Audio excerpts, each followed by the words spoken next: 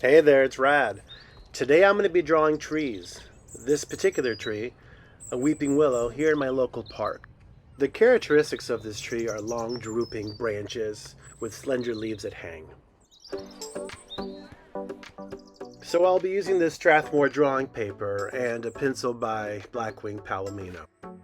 I will be doing a continuous contour drawing, which means you only pick up your drawing instrument when you're completely done with the drawing. The purpose of a continuous drawing is to train your eye.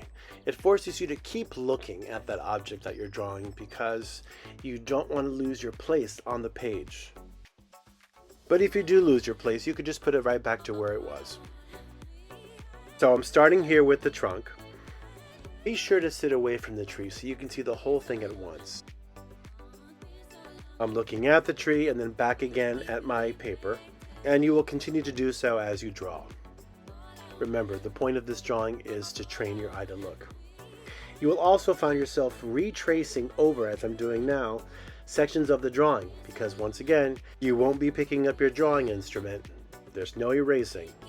That's just the kind of drawing this is. So with that in mind, don't be surprised if your drawing seems a little strange. Don't worry about putting every detail you see. Just put in the main shapes. As long as you could tell that it is a tree, and what kind of tree it is too. If part of what you're drawing gets cut off at the sides or cropped, that's fine too.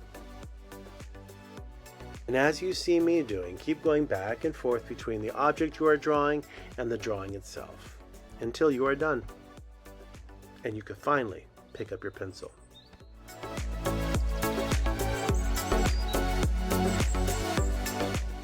Here's the end. Time to pick up my pencil.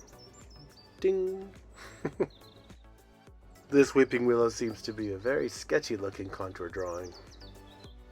For my second drawing, I'm going to be using crayons. These are by Prang.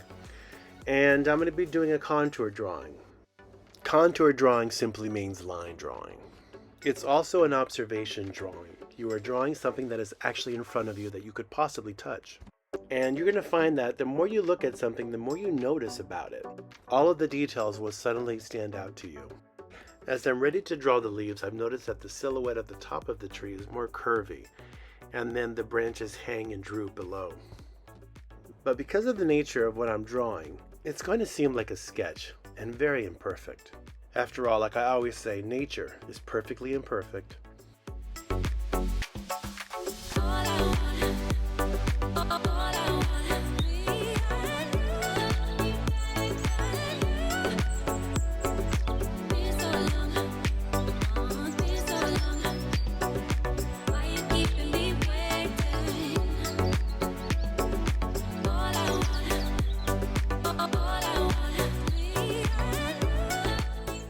Okay, so I'm pretty much finished up with my drawing.